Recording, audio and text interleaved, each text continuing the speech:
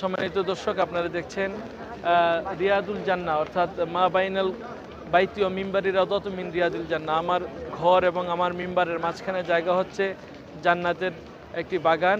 এই জান্নাতুল বাগানে অর্থাৎ রিয়াদুল জান্নাহে প্রবেশ করতে হলে পূর্বের অনুমোদন লাগে অনলাইন থেকে, এবং গ্রুপ অনুমোদন, ইন্ডিভিজুয়াল অনুমোদন লাগে।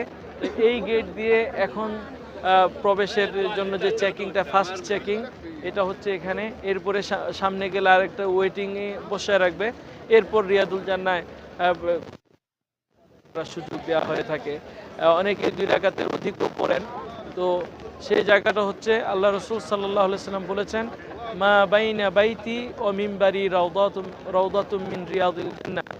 আমার ঘর মিম্বারের মাঝখানের জায়গাটা হচ্ছে জান্নাতের একটি বাগান।